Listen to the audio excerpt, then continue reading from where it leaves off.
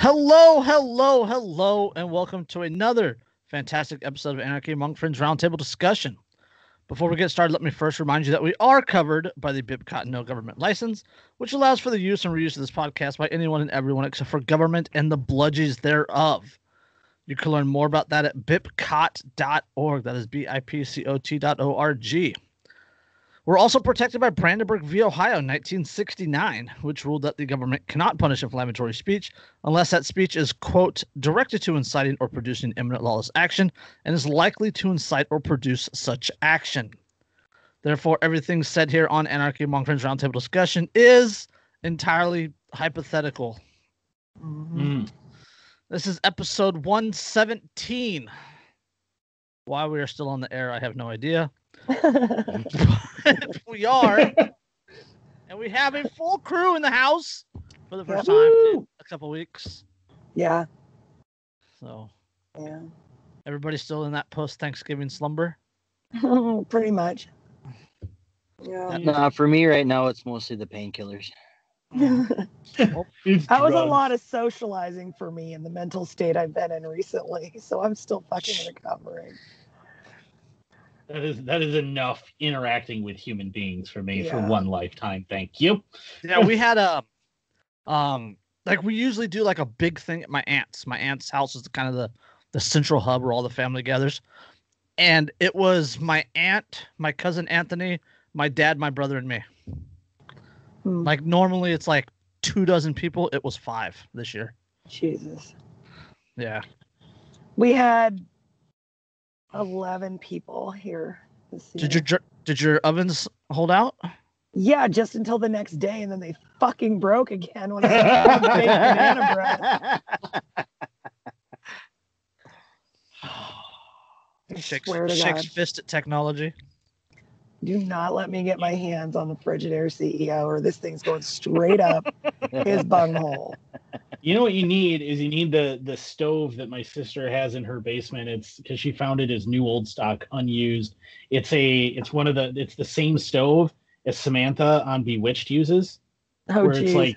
it's like 3 wide, and then it's 2 tiered, and you have like upper small ones and lower big ones, and then all the stovetop stuff. And she uses it for canning because she can use it for like everything simultaneously. But you need to find you one of those, because that sucker will not break down. It has been operating since like 1955. It is going to keep going. Yeah. Well, Derek, if you really need an oven, that'll work no matter what you do, I can send you my grandma's old one. This is wood fired. Is it wood fire? Yeah, I'll show wood fired stove. Yeah. I'm just gonna, at some point, we're gonna end up building like a wood fire, like barbecue and oven and pizza oven thing out of bricks. Not back. Yeah. So. Yeah. And then you can keep the kids busy splitting wood. There you go. Yep. No. But speaking of that, we are back in another lockdown today in my area. I just saw that. Did they ever let you out of one? Well, technically, no. we were at like I think at the height of the let off, we were at like 50% capacity on things.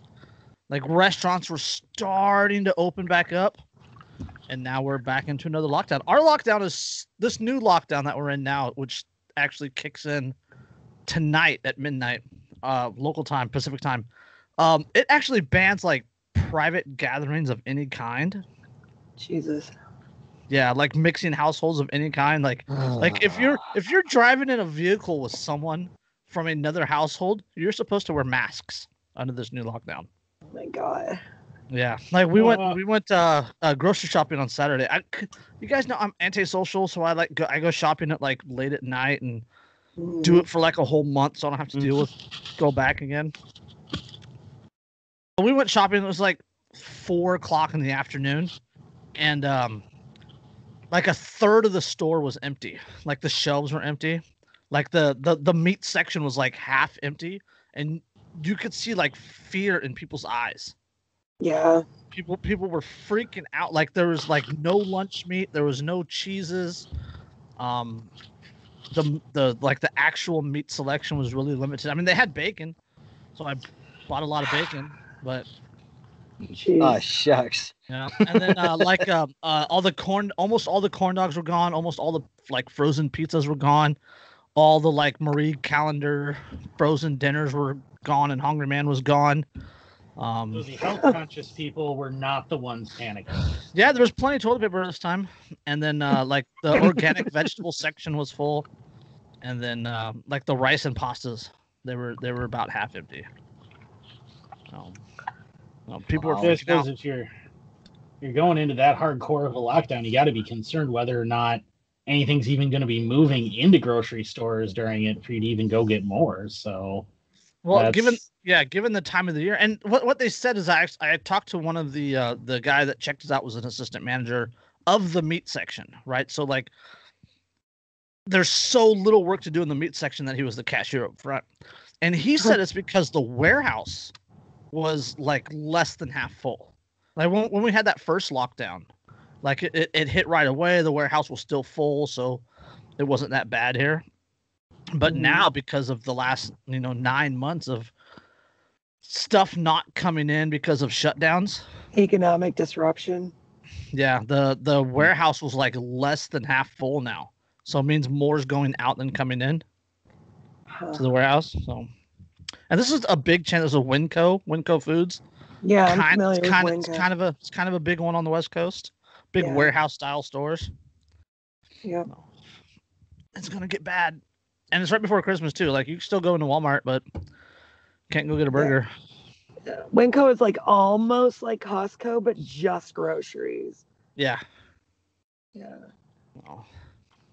So it's gonna get. Yeah, at least we don't get snow. I don't know. We don't have any snow snow tonight. yet. It's 2020. You might get some snow. Yeah, that's right. Jesus. Well, at that point, the Vikings will win the Super Bowl because there's been a snowball in hell. Well, it's right. It could be snow or it could be ash. I don't know if you guys saw the article about Alaska, the volcanoes in Alaska. I guess they discovered that there's like 7 or 8 volcanoes in Alaska in one little area, and the scientists have actually discovered it's like one big volcano. Huh. Instead of 7 or 8 small ones, it's supposed to be like bigger than Yellowstone than the Yellowstone caldera. Jesus. Excellent. Yeah, fan-fucking-tastic. Huh. No. Let's give that one a full send and just call it a fucking day. So the U.S. has 2 extinction level volcanoes. Cool. 3, actually. What's the third There's one? a third one. Long Valley Caldera in California. Yeah. Oh. Oh, yeah. So we have 3 super volcanoes all concentrated together on one continent. How could that go? Yeah. They're not on that one far. side of one continent. Yeah, they're not even that far apart either. Yeah. They're just gonna blow the entire West Coast out into the fucking ocean. From Alaska all the way down through Baja, California. The whole works just gone. Well, would you guys call that a great reset? Oh, good segue. Nice segue. See, that is already more segues than we had on the entire last episode. Yeah, that's because I wasn't there. Put that I'm out the there. segue queen. Last week it was terrible, but I John was Kerry. entertained by it. Yeah, John Kerry reveals Biden's devotion to radical Great Reset movement. Now, is this like the global economic Great Reset that people have talked about before? Is that what this is? Yes. Where they just like cancel all fucking debt and like it goes farther than that. Well, yeah, because what could go wrong there? It's like we've talked about Cloward-Piven before, right? You guys remember? Cloward-Piven's strategy was a strategy that was developed in, I want to say like the mid 1950s, if I remember right, in which you would overwhelm the U.S. national debt through entitlement programs, creating an economic collapse, and then the government would step in with its Captain Save-A-Ho type programs and bail everybody out, and bam, you have socialism. Right. And then the government owns literally everything. Yeah. So which is de facto socialism. Communism. Yes. Yeah.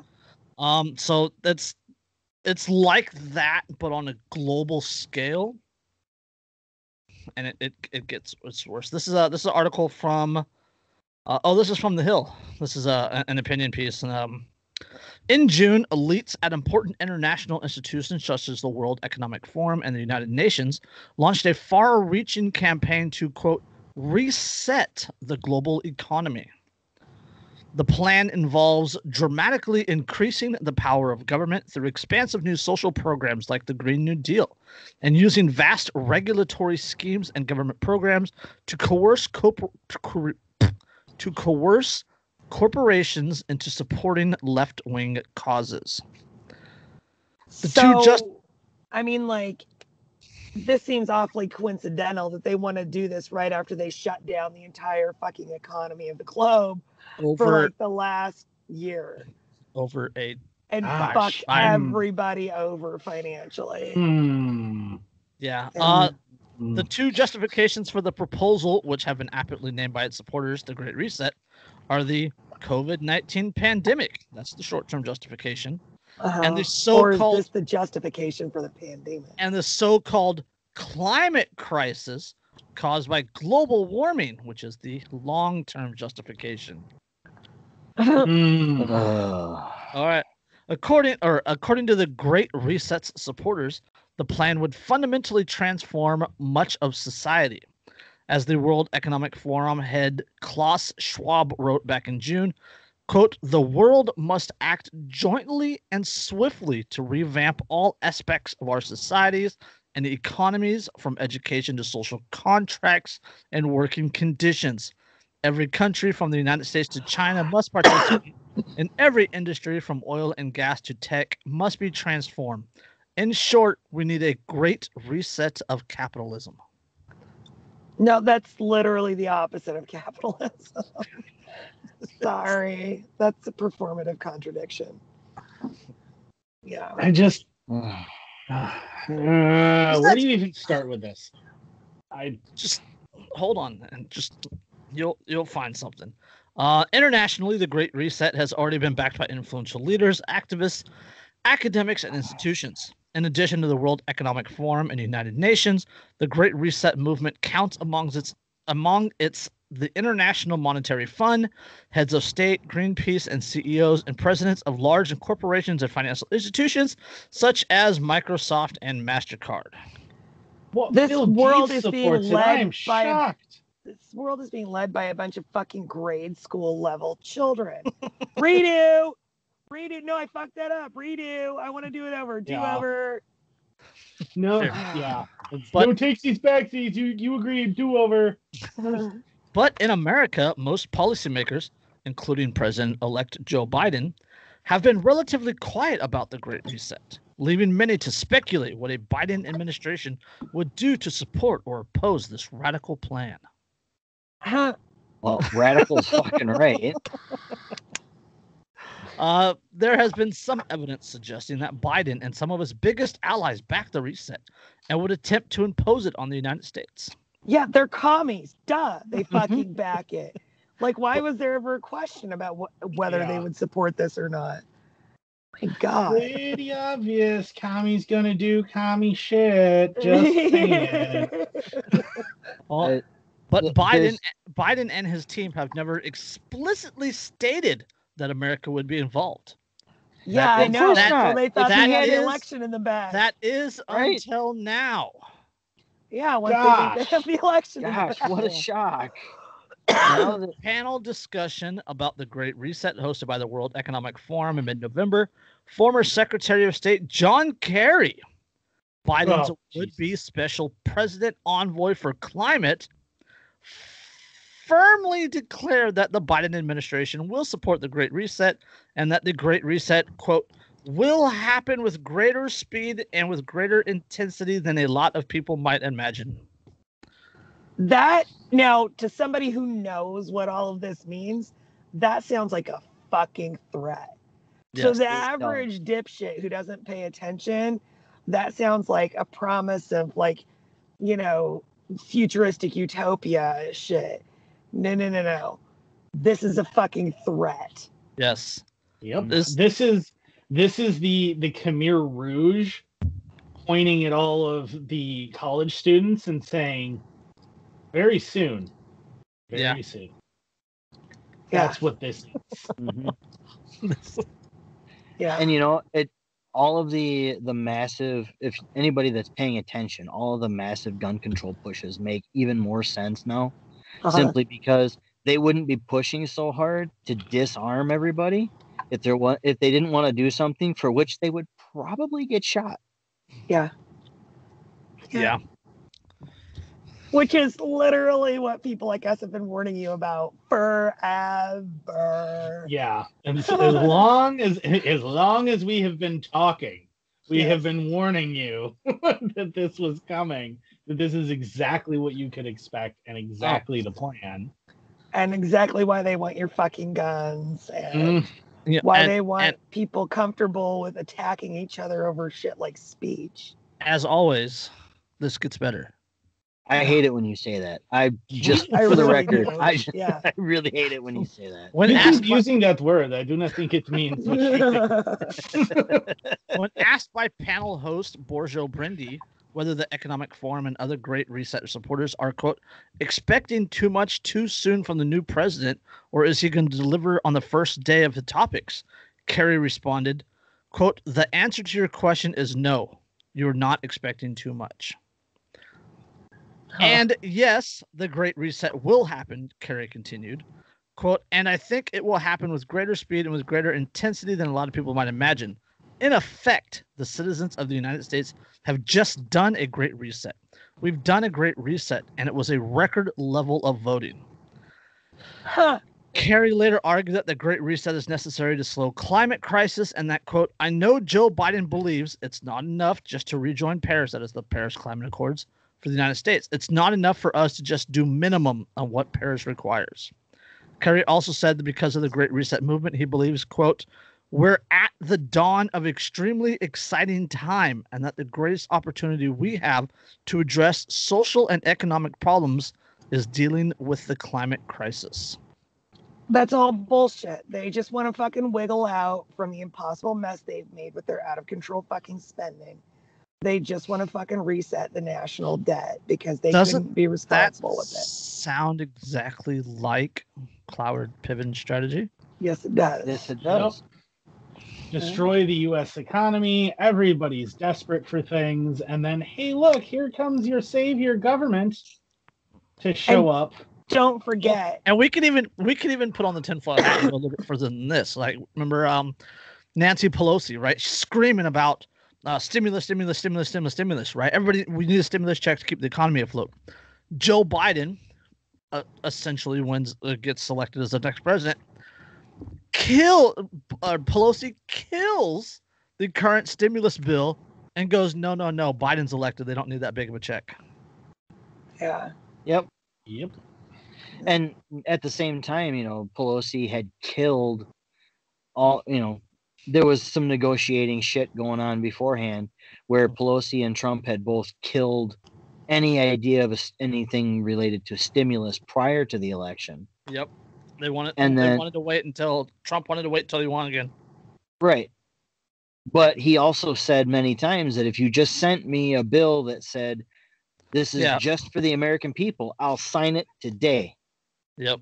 And then they're like, well, no, we can't do that because then we can't get all of our fucking pet projects and all the other horse shit shoved in there. All right. Okay. One more paragraph, then we'll be done with this one. This isn't the first time Kerry has thrown his weight behind the Great Reset.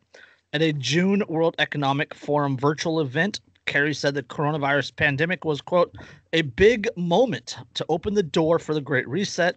And, quote, the World Economic Forum, the CEO capacity of the forum, is really going to have to play a front and center role in refining the Great Reset to deal with climate change and inequality, all of which is being laid bare as the consequences of COVID-19. I want to make sure that this is read correctly. It says climate change and inequity, which is an important distinction. Inequity, sorry, yes. It's an important distinction between inequity and inequality. Yes. I just wanted to point that out. Because inequity is not about a equality of opportunity. Yes. It's about equality of results. Outcome. Yes. And I'm no expert. I'm no entomologist, nothing, but I don't remember coronavirus holding a gun to anyone's head and saying, close this business. Nope. That was government doing that. You know, the same government that now is doing this, that these people have been supporting this and planning it for a long fucking time. Because don't forget, when Cloward-Piven was first coming to popularity, these politicians that are in these offices right now were young people in their late teens, early 20s, and they were fucking zealots for this shit. Well, yeah, that's what I was gonna say. Is John Kerry? I mean, don't forget, John Kerry was like a hardcore hippie, leftist, everything else. Everyone knew that he was. You know, I mean, he was certainly never quiet about it. Cloward-Piven was outlined in 1966 by sociologist and political activist Richard Coward and Francis Fox Piven.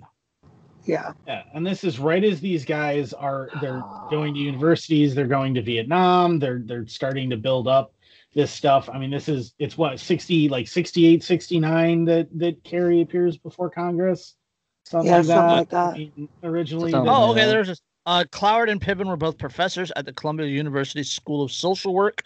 The strategy was outlined in a May 1966 article in the liberal magazine The Nation, titled, quote, "The Weight of the Poor: A Strategy to End Poverty." Yeah. End poverty, right? Yeah. And these people, these aren't the masterminds. I guess if everybody's poor. Well, yeah, I was going to say, technically, I mean, if everyone is living in abject poverty, then technically no one is poor. It's just the way of the world.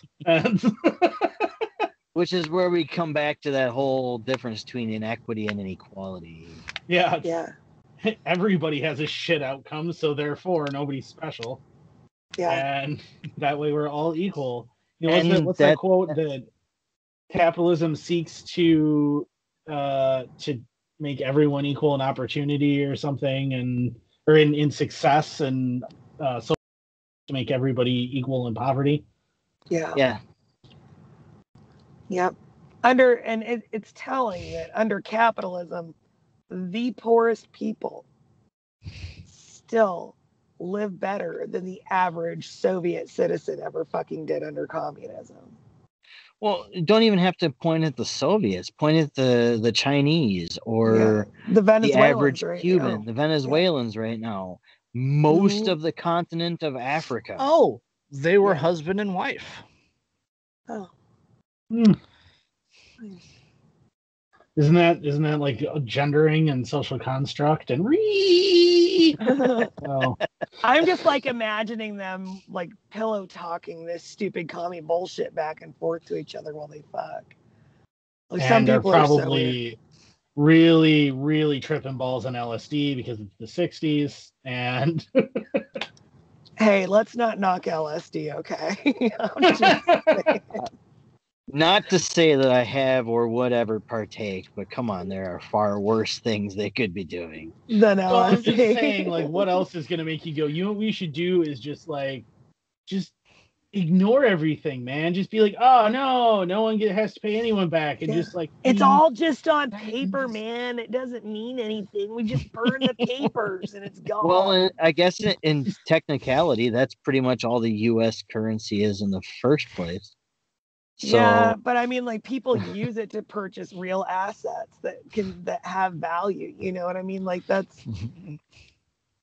debt was used to purchase real fucking assets. Most people's debt. So I'll never forget that in my high school freshman history class, my teacher pulls out $100 bill and goes, "What is it that makes this worth $100?" And the whole your class belief kind of, that it's worth. Yep, that's exactly what he said. He said, "You do. The fact that you believe this is worth money makes it worth money." Yep. It's like, oh. Well, strictly speaking, what makes it worth $100 is the fact that it says it is $100. Right. What makes it able to purchase something that would have an equivalent value is your belief that it has that value. Right. Right. But just in the interest of clarity, it says it's worth $100, therefore it is worth it's $100. The dollar itself is the imaginary bit. But like my question is, what like they're gonna do this great reset thing, and then what? Like nobody are they just talking about government and their national debts, or is it resetting everything? Just like nobody owes anything anymore. You can't institute the green what? Oh my God, what is the? I just read the fucking Green article. New Deal. The Green New Deal. You can't institute the Green New Deal without everyone being affected because of what it does and how it does and all that good stuff. So I think it's would be everybody. Like it's not just governments. Because they're like everybody. So let me see. We're all fucked, Erica. No reach around. Yeah. Just fucked. With a sandpaper fucking dildo. On fire. Like straight up bent over, taking it up the tailpipe. And it's 80 grit sandpaper that's on fire. Yeah. I think it's probably 50, really. And I mean, it totally fucking destroys. It totally destroys a banking system. All of that, like all of it becomes fucking meaningless. Economic foundation. Yeah, everything in the global economy gets basically burned to the ground. Yeah. Well, and think about it. If you do that, you're essentially rendering the currency of all of these governments worthless, right? Because there's no longer anything really backing it up. It's all being rendered worthless. Well, if you render all of that worthless, who holds all of the power? The only person who has anything worth anything, and that's going to be the people who create a new currency, which is probably going to have to be global, since you're resetting all government currencies, which means you suddenly have a global currency, which means you need a global governing body to control that currency and its values, like say maybe an international monetary fund or something, and that might do that. And then, or perhaps, because see, I'm sitting here. Are there still any countries left without a Federal Reserve, an IMF-backed Federal Reserve, a central bank? Don't know. There might be one. I think Pakistan and like Myanmar maybe. Yeah, I think that's maybe Nork. Maybe. Yeah, they've been planning this for a very long time. Yeah. Well, don't forget that movie with Sandra Bullock and Thornton, where they're down in that I forget which Central American country it is, where they help essentially rig an election for this guy who is specifically backed secretly by the IMF because he's going to bring an IMF bank into the country. That really freaking happened. Yeah. And remember, what was it, like 2011? Gaddafi tried to throw off the IMF and institute a gold-backed currency. Yeah, that worked out well. And the U.S. supplied the Al Qaeda fighters that took him out. Mm-hmm. Oh, it's our brand. Non-member states to the World Bank. I don't know if that is synonymous or not, but it says Cuba, Liechtenstein, Monaco, North Korea, Taiwan, Hong Kong, Macau. And observer states to the UN, the Vatican City and the state of Palestine are not. Of course, members. Vatican City doesn't. There's a really big shock. They will never let any external governments get their hands on their fucking assets. Right. Because they have more assets than anyone on the face of planet Earth. Yeah. Kosovo is also not a member. Well, some of those countries are barely countries. Right. I mean, I just want to point out, like, Liechtenstein's not a member? Whatever will they do? That's like saying Rhode Island's not a member. Yeah, like, the largest economy outside of the World Bank is Taiwan. So that would be your largest economy outside of the globally backed monetary system. Yeah, aren't they getting moved on by China right now? Yeah, They are. Taiwan's a pretty significant thing right now in global politics. They're actually, and have been for a while, because they're such a free economy. They're so dangerous to everybody else because of economic power, and they've kind of taken over so much stuff in the area, not because of military might, but by trade. Yeah, you know, economic freedom. Yeah, it's the same thing. Well, it's the same thing. Like, you know, if you talk about, you know, how, like, say the 300 misportrays the Battle of Thermopylae, where the Greeks were the good guys. No, they weren't. They were the bad guys. They were absolutely the bad guys. At Thermopylae, the Persians were the good guys. And like the fact that the way that the Greeks tended to expand their empire by murdering everyone around them, whereas the Persians tended to expand their empire by basically buying everything because they just expanded with trade. They didn't need to go to war. They wound up so powerful with such a massive army that they could afford because they didn't go to war. They just kept trading with everyone and just showing up and being like, hey, you want to be part of this huge interconnected economic exchange? And, you know, you pay us a little bit and in exchange, we'll send an army to protect you if we need to. And yeah, sure. Okay. And that's how they expanded their massive power. And Taiwan's doing the same thing now, largely. I mean, obviously not to the same scale, but they're still doing it where they're gaining lots of political clout because they're just building an economy, and that threatens the shit out of other countries around them that have very unfree economies. Yeah, the same situation in Hong Kong. Hong Kong is essentially like economically the freest country in this world, and they're getting cracked down hard by China and pro democracy and. Well, yeah, because you can't even fully implement communism if you have capitalist neighbors. Yeah. It doesn't fucking work. So, capitalism doesn't give a shit who its fucking neighbors are, but communism needs only its own kind. Yep. All right. Which is funny because that's exactly the thing that Marx wrote about in Das Kapital, you know, where that you needed a global revolution for this to work. Like, even communists seem unaware of the precepts of communism. That is such a great segue about a rich white man victimizing the victims. Let's do it. Florida masseuse is ordered to pay $31,573 after soliciting Robert Kraft to commit prostitution. Huh. Only her. Only her. 3 women arrested last year as part of a high-profile, quote, human trafficking sting in Florida were sentenced recently as part of a plea agreement with the Palm Beach County prosecutors. While avoiding further jail time, the women must still pay the state some hefty fees for allegedly facilitating the sexual gratification of massage customers, including New England Patriots owner Robert Kraft. Meanwhile, all the charges against Kraft were dropped in September after courts ruled that the state's massage room surveillance footage inadmissible. Prosecutors dismissed cases against Kraft and other men charged last year with soliciting prostitution at Orchards of Asia Day Spa in Jupiter, Florida. The investigation, aided by the U.S. Department of Homeland Security, was a mess from the start, with authorities in Palm Beach and nearby counties coordinating to target Chinese immigrant-owned spa businesses for prostitution stings and then announcing the results together as a major human trafficking bust. Now, there's legit fucking human trafficking going on in this world of children and innocents. And these assholes are throwing resources at happy ending massage parlors.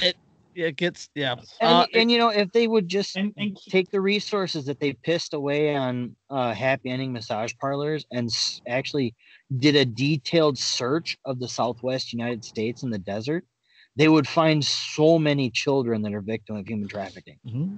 But instead, this is the fucking bullshit the government wants to waste their money on. Oh, they won't ever cross the line to go on the reservation. Yeah, they won't ever cross the line to go onto the reservations and look for the child traffickers either. Yeah. Right. Because they need easy wins. They need the numbers from easy wins to justify their jobs. Yeah, and Reason does a really good article calling that out. Human trafficking bust. It blows my mind that it kind of takes 2 to tango. You know what I mean? Yes. And she's busted. She's arrested. She has to pay fines for an interaction with him, and all of the evidence that would have convicted him was ruled inadmissible. So how, if all of the evidence is inadmissible, is she convicted? And human trafficking if she's convicted, but she's the one, is she the one that was supposedly trafficked? Because it's not the fucking owner of the New England Patriots.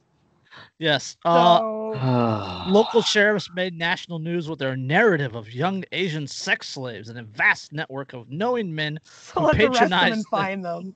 I want to find proof that these are actual Asian sex slaves and not Asian women that are voluntarily going, you want happy ending? Yes. Yeah. Who are hold going, on. hey, I need to make money somehow. Yeah. This seems like an easy way, and then doing it. Local sheriffs made national news with their narrative of young Asian sex slaves and a vast network of knowing men who patronize them, and the story served as fodder for all sorts of melodramatic media exposés on sex trafficking at illicit massage parlors and massage parlor brothels. But the truth was much more mundane. Some middle-aged licensed masseuses working legally in the United States sometimes engage in consensual acts with the massage customers for an added fee. So this is a consensual arrangement between willing parties, not Adults, some massive human trafficking fucking conspiracy. Not only that, but they're trying. These they're were trying to make it sound middle-aged licensed masseuses working legally in the United States, right? Who sometimes willingly, for an added fee, did a little something extra. But they're still calling it trafficking. They're calling it human trafficking because it sounds like it's these very young kids who are being brought in here against their will. They're smuggled in shipping containers, and they're in these dens of iniquity and all those poor. And then really, it's like fucking like soccer moms earning a little extra for a little handy J on the side every once in a while. Like, are you fucking kidding me? There's more trafficking victims outbound from the U.S. than there are inbound into the U.S. To pick up on the point right now, no one was ever charged with human trafficking. In fact, the women providing massages and sex acts, the group that authorities said they were there in their rescue, are the ones who are facing the most severe charges. So, long story short, essentially the mainstream headlines related to this would sit there and say, human trafficking case results in X, Y, and Z. Whereas if you really read the fucking article as opposed to just perusing the headlines, you would see, this is soccer mom deciding I need to be able to make my fucking mortgage payment. So I'm going to give this elderly man a fucking blowjob. And this isn't like wrong in my culture where I came from. So what's the big deal? Well, yeah, I was going to say, you got to remember that this kind of a relationship, business arrangement between especially white American men and Asian women really kind of rich white American men. Well, even just not even stuff like during the Korean War and shit like that. Well, before that, the end of World War II, when you have these American GIs in Japan first encountering the geisha and stuff, and then you really see this start to happen, and so this is a tradition that dates back to our great grandparents, people. Like. Yeah. Hold on. It gets thing. Let me. I got a couple more paragraphs. Don't you dare say it gets better. No, this is not one of those things that gets better. This just there's no lube in this and what they do to her. Masseuse Shin Mingbi, one of the two women at Orchards of Asia that Kraft accused of patronizing, was charged with 1 count of deriving support from prostitution, which is a felony, and 10 counts of soliciting another for prostitution. On November 30th, she pleaded guilty to 1 count of soliciting another to commit prostitution, and authorities agreed to return her passport and phone and unfreeze her bank account. Migby was sentenced to 1 year on probation, conditions of which to include 100 hours of community service, which she could pay $1,000 in lieu of serving since it's in a pandemic, and submitting to state results of HIV and STD test. Migby also required to forfeit $20,000 to the Jupiter Police Department, in addition to the $5,000 cash bond she posted and the other $6,753 in fines and fees that she was ordered to pay. Wait a second. So she has to submit to the state information because the court said so, which is technically illegal for the state to possess. So hang on. Well, yeah, and on top of that, so let me just recap what's occurred here. Let's just recap. So they arrested this woman because they said that she was part of a human trafficking. She was being trafficked was the implication. That's why she was involved in prostitution. The middle-aged legal masseuse. Right. Yeah. So in response to this, they took her against her will to a small room, locked her in there, and are now threatening her with violence and being locked back in a cage unless she either pays them a bunch of money or performs services that they demand of her. And if she gets locked in the cage, she's probably going to go to a prison and be demanded while in the cage to perform services free of pay on behalf of her captors. That sounds kind of like trafficking. What's just heard. Yeah, gosh. That almost sounds like human trafficking. Yes, it does. But it's only human trafficking if private citizens do it, Andrew. We all know this. Right. Yeah. Sorry. Okay. How Zhang... Otherwise, it's just forced. It's just enslavement. I forgot the Nixon Frost rule. It's not illegal when the president does. Yes. Right. How Zhang was the owner of Orchids of Asia, as well as a masseuse there, and the other woman Kraft allegedly patronized. She and spa manager Li Wang were each charged with more than 20 counts of misdemeanor soliciting another to commit prostitution, plus 3 felonies deriving support from proceeds of prostitution, maintaining a house of prostitution, and renting space for prostitution a piece as well. Her name is Wang. And she's sorry, I was just giggling about that. Today, Wang pleaded guilty to 1 count of soliciting another to commit prostitution and was sentenced to 1 year probation. Zhang pled guilty on November 12th to 1 count of soliciting another to commit prostitution, plus 1 count of renting a space for prostitution. Her probation sentence is 1 year and 6 months. Each was required to submit STD and HIV test results and do 100 hours of community service or pay a fee instead. I'm sorry, but I have to say this. I will take the Zhang and Wang special. Slavery. So involuntary servitude. Yes. Which is slavery. So because they were afraid that she was being forced into slavery, they're going to force her into slavery. Yes. Zhang ultimately had to pay $6,661 in fines and fees. Wang must pay $5,623 plus an additional $1,000 if she wants to avoid pandemic times community service. Palm Beach may now be wrapping up its part in the shameful saga, but the actions of the authorities who worked in this case shouldn't be forgotten. Ultimately, they illegally spied on citizens, spent years of police time and public resources, possibly ruined multiple lives, and went on a hero's publicity campaign while serving no one, saving no one, and stealing about $45,000 from a few immigrant sex workers. Yeah. Gosh, you could almost say that they were being bullied. Yeah. I mean, it's almost like there's some sort of like a gang who are kidnapping women and then forcing them to give them money. It almost sounds, if I didn't know better. Yeah.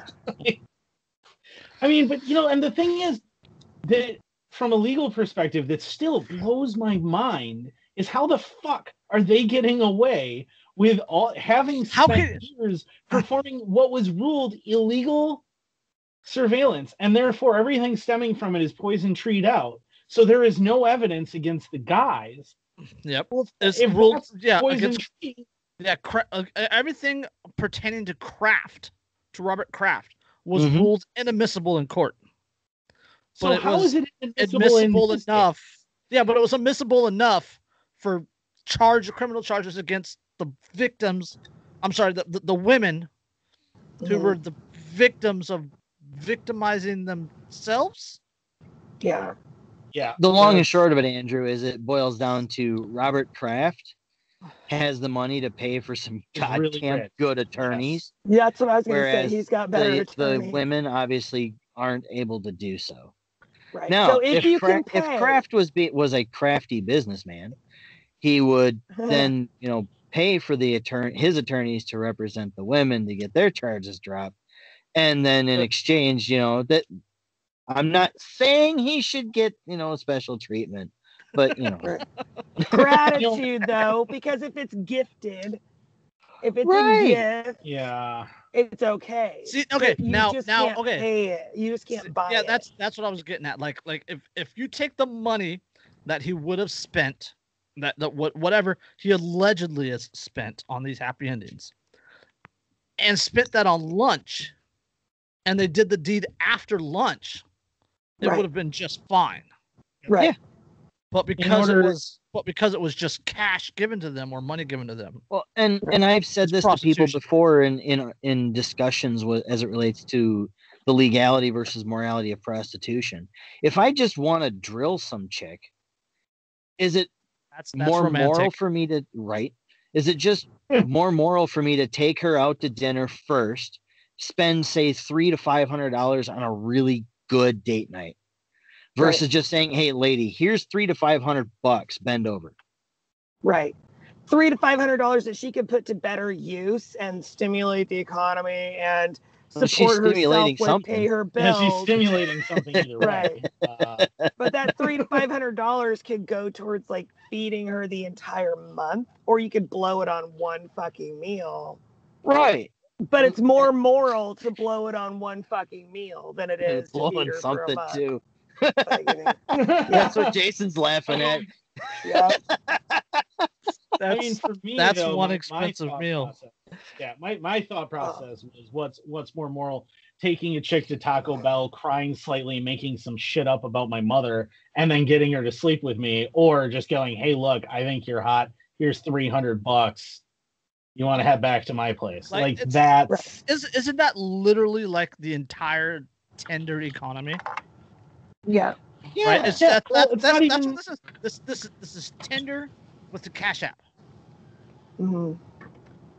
And shit, there are plenty of chicks on Tinder with like a "Hey, Venmo me $50," and like their Venmo is in their fucking bio. That's how you know they're winners. And it's totally like legal and okay for OnlyFans. You pay her to show you. But you can't touch. The only time it's morally wrong is if there's an exchange of cash for physical contact. That's the only time that it's wrong. That's legally wrong. Legally wrong. Legally. Yeah, that's not morally. Well, I was being sarcastic when I said that, you guys. I was. Sure. It's okay if you pay a chick to show you her boobs, but if you touch them now you've crossed a line of if you touch them for that money that you paid her. You can touch them if you don't pay her. Right. Yeah. So the trick is that you have to pay them just to show them to you, and then she's just willing. I got $20. There you go. There you go, Andrew. Look, you're paying me $500 to look at me naked. And then the session's over. Get turned on and have sex right afterwards. That's okay because you're not paying me for that part. Yep, exactly. Or if that is going to happen, we have to make sure that we are filming it for the intent of mass distribution, in which case it's protected by the First Amendment. Right. Yeah. I mean, how does anybody have any logic to any of this bullshit at all? There's none. There isn't any. That's the whole point of this conversation. Yep. Oh. And it's all these fucking evangelists in this country thinking it makes them Christians to disapprove of hookers. Jesus fucking loved hookers. Well, I was going to point out, I just want to point out the whole, let he who is without sin cast the first stone. Like their whole, we need to use threat of force to make people comply with God's wishes. # things Jesus definitely said the exact opposite of. Yeah. Right? Speaking of the complete opposite, Nevada's legal brothels remain closed during the pandemic. So this sex worker is suing over blatant discrimination. Well, because it is blatant discrimination. They're going, this business can be open, but your business I don't like, so your business has to be closed. Yeah. Yes. With states and cities across the country forming a patchwork of partial shutdowns due to the COVID-19 pandemic, there's one state that's in a league of its own when it comes to the battle over shuttered businesses. Nevada, where brothels are legal but have been ordered closed since March 17th, despite the reopening of other, quote, close contact businesses, including spas, salons, and massage parlors. Yeah. In response to what is seen as an arbitrary decision that has left legal sex workers financially devastated, Alice Little, an employee at the Moonlight Bunny Ranch in Mound House, Nevada, who is considered the top earning legal sex worker in the United States, by the way. She's right. Like, I would get a trophy, like in bronze. Look her up. Look her up. Yeah, I would say looking at her picture, I can see why. Yes. Well, just because you're hot doesn't mean you're talented. But if you've got both, I mean, if you got both, that's why. Let's assume that she's both. Yeah. Yeah. Let's go out on a limb here and assume that she is both hot and talented. Yeah. I mean, she's cute. I go fine. She's hot. She's got credentials. All right. I see what you mean, Andrew. I would say she's kind of got that girl next door look to her, which is a real turn on for most guys. You got Derica worked up. Calm down. Considered top earning legal sex workers in the United States filed a complaint and a motion for preliminary injunction against Nevada Governor Steve Sisolak, Sisolak, whatever. The third judicial district court in Lyon County. The lawsuit cites unstated damages and seeks the right for her and other licensed prostitutes to ply their legal trade at home or other private locations. The suit alleges that Sisolak has, quote, without any rational bias, decided to single out brothels. Yeah. On November 19th, the court ordered the Office of the Nevada Attorney General to respond to the Little's legal action within 30 days. Quote, it would be understandable if the governor kept all close contact businesses closed, but the fact that massage parlors, estheticians. I don't know why you guys let me read this stuff still. Estheticians, they're cosmetologists, man. Okay. Would you like me to take over? Yeah, massage Jason, parlors. I'm about the only one. I'm not the only other one here following along. The makeup people, salons, escort services, and other non-essential businesses that have been allowed to reopen led me to believe that the governor's decisions to keep brothels closed is just a blatant discrimination against Nevada's legal sex workers. Little notes in the press release. Well, Quote, I just can't let the governors arbitrarily decimate the livelihoods of an entire class of hardworking women. That's why I decided to take legal action. I mean, from a legal standpoint, from a legal standpoint, she absolutely has a case in my incredibly totally does opinion, because it is very clear. Yes, these are directly corollary in contact jobs, and they're allowed to operate. It's only this one specific thing, which is just as legal as the rest of them, that is being singled out to not be allowed. And that sounds more like political activism than trying to keep anyone safe, and clearly should be called out in court. Right. Mm-hmm. Yep. I agree completely. But she talks about a GoFundMe because, lawsuits aren't cheap. And then she goes on to say, Little, who got into the sex work trade 5 years ago, tells Yahoo Lifestyle that the legal effort, quote, it feels absolutely insane and surreal, and it's the right thing to do, and somebody had to do it. 5 years ago, and she's already like the top earning pro in the U.S. Like I said, she's got credentials. I was going to say that she's definitely got the talent then, if she's 5 years in. And she must do yoga. Yeah. I'm just saying. She does something. I'd say what kind of yoga. There's hot yoga. There's yoga with goats. I don't think it's with goats. I'm just going to say. I'm not here to kink shame. I'm not here to you know. Oh, God. Yeah. Other licensed Nevada sex workers also have spoken up on the showdown recently. Kiki Lover, an employee of the Sagebrush Ranch, told the Nevada Independent, quote, "I think it's discriminatory of the governor. He's discriminating against sex workers," adding that while the brothels initially allowed some of their live-in workers to stay, all the women have now been forced out, some into homelessness. Lance Gilman, owner of the Mustang Ranch brothel, told the newspaper that he had employed 49 people, including security, kitchen staff, bartenders, housekeepers, and in-house managers, as well as sex workers. I would like to point out here that the Nevada governor, Steve Sisolak, is wearing a Biden-Harris mask, who is supposedly the king champion of women's rights and all that stuff, while simultaneously cutting women out, taking rights away from women. I would just like to point that out. Yeah, reinforcing exactly what anybody who's friends with sex workers hears constantly, daily, which is that the left pretends to be pro-women rights, and no one is more adamantly anti-sex worker than the political left. Yep.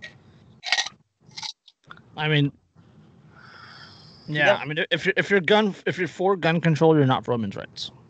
Yep. Right. So, I think that the gay married prostitutes should be able to home grow their recreational cocaine and protect it with, rocket propelled grenade launchers. Yep. And 137s.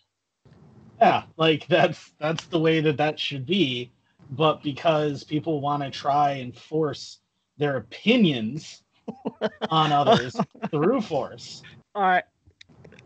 Sorry, for shits and giggles, I looked her up. Alice Little is an Irish-American sex worker and YouTuber. Her stage name, Alice Little, refers to her height, which is 4'8", making her, quote, the shortest legal escort in Nevada. Oh, no, this all makes sense now. Never mind. I completely understand. It's because she's a midget. Got it. Nope, we understand. Got it. And she's Irish. I get it now. And yeah, she's Irish. well, I mean, yeah, if you're that she's short, like a wee little firecracker. She also will probably stab you if you're not careful. I'm just saying, small redheaded Irish women, beware. Oh, well, after she drinks you under the table. Yeah. Yeah. After she drinks you under the table and you don't, well, let's just say tip properly. Just the tip. Oh, she definitely has that "I'm gonna stab you in your sleep" innocence look to her. You know, I'm a fan of doing things dangerously. I'm just saying. She's the kind of chick. I mean, she's one of those where she'll not only drink you under the table, but also horrifically and mercilessly emasculate you the whole time she does it. Mm-hmm. So I have a feeling that she's also very attractive to the dudes who like to be like belittled, like the degradation people. Like she's probably very popular. A little bit of dominatrix stuff going on there. Yeah, it's she's probably just like, look at you, you pussy. Yeah. You've only had one bottle of Jameson. I'm on my third. Yeah. I just finished mine. I'm kind of sad. I have nowhere to go after that. We're just. It sounds like she, I'm going to make a terrible segue here. It kind of sounds like she'd be willing to bully you to death. Oh, yeah. Come on. we cannot use that segue. No, we can't. I'm waiting for Derica to come up with something better, though. We need better. But you know what this is, though, is this is very clearly that they're trying to, yet again, go after prostitutes, and just like with our last one with the massage parlor, where what they were doing is victim blaming endlessly and trying to put all of the responsibility on the victims, rather than blaming the people who are responsible for everything. But there's not even anything to blame people for with this, because this is all behaviors between consensual, these are all consensual behaviors between adults. Everybody consented. Everybody's an adult. Right? It's not like children are being hurt. It's not like, somebody didn't have a choice. So but then here's your segue, Jason, but then they fucking ignore when somebody actually is being hurt. That doesn't have any fucking impact on what they do. They spend all their fucking resources going after shit where nobody's getting hurt. Yes. Instead of doing something about this kind of bullshit. Victim blaming. There we go. We can segue that. We can. That's where I was. That's what I was trying to go. I tried so hard, man. I tried so hard to segue. This is why we need Dirica on every single episode. When Dirica's not on the show, it gets choppy. Well, at that point, you know, we're even more so the most professional podcast on the internet. I'm the lube that keeps this thing sliding nicely. You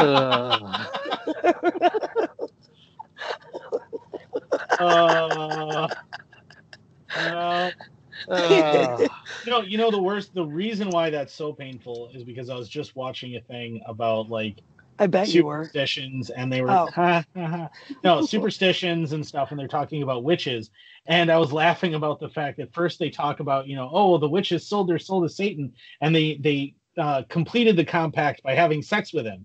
And then they immediately follow that up with, and then, you know, they could ride broomsticks around. And the way they did that was to boil bones down into this like lube that they would wipe on the broomsticks, and then they could ride them. And then they talked about these like orgies around bonfires where they would all like apparently rim Satan. And I'm like, does this at any point sound like it's just one guy who's super perverse, like just an exposition of his fantasies where they're like, yeah, and then they sell their soul to Satan, and then one guy's like, and then they have sex with him. Are you ride broomsticks? So this guy has object fixation. Needle dick. Yeah. And then they lube up broomsticks and they ride them. I'm sorry, what? They fly around on them. I'm sure that's what you meant. And then they have bonfire orgies where they rim Satan. Are you sure? Well, when I ride things, I usually end up flying too. I'm just saying. Dirica's having band camp flashbacks. There was this one time at witch camp, we all turned our brooms backwards. I'm just pointing out, like, as you look at that line, like, it was just very much like, this is a pretty clear line here. This is definitely just one dude. Like, he'd get a witch in, like, some torture chamber and, like, have her strapped to a St. Andrew's cross and be like, I need you guys to leave the room. You know, for the guy who was working so hard for the segue, you sure the fuck blew it up, Andrew. You blew it up because you had to mention lube, all right? This is on you. This is how... And now we've gone back to the first episode of people blowing shit up. I'm just saying. Speaking of that, Boston man with anti-government sovereign citizen ideology, fucking Papa Bad, had chemicals to make explosives, the feds say. Legal chemicals. Chemicals that it's legal to fucking own. Yeah, this is fucking bullshit. All right.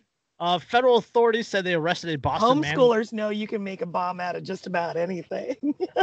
Yep. What was that video I sent you the other day about the elephant slime or whatever it was? Yeah. Homeschool chemistry lessons are fun. Homeschool chemistry, like that. You put that in it like an enclosed container.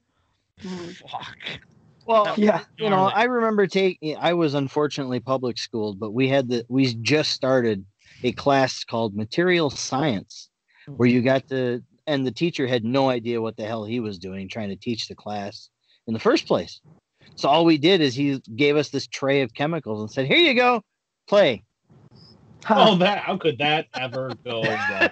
It reminds me of the scene from Joe Dirt where the kid accidentally makes mustard gas in the chemistry classroom.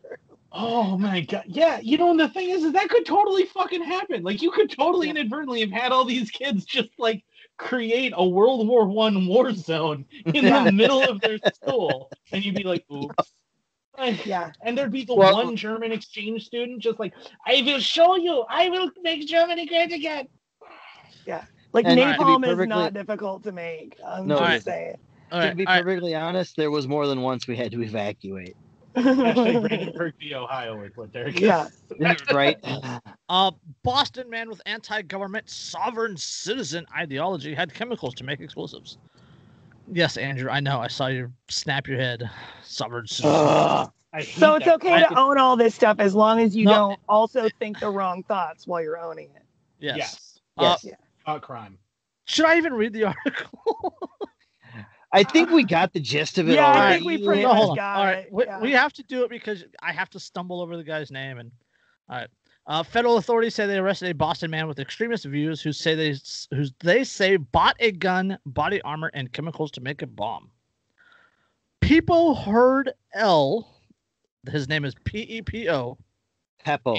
H-E-R-D-E-L. Not one word. P-E-P-O is one.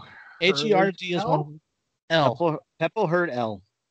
Peppo Hurt L, 47 of Dorchester, was arrested Thursday night at the Ruggles station after he got off an MBTA bus. Police found a loaded pistol, 3 spare magazines, and that were loaded, a knife, and a bulletproof vest.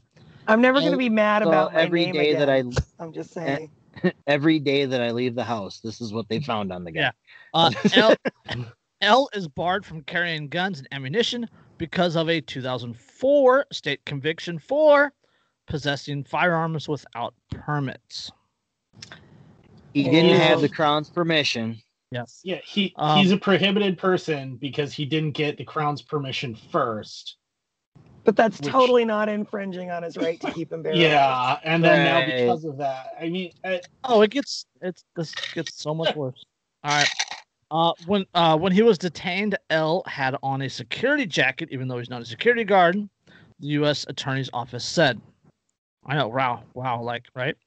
L was charged. People who wear people wear army army jackets when people they're wear not army jackets without being in the army. Yeah. There are literally clothing lines that sell as a fashion thing jackets that say security or asylum.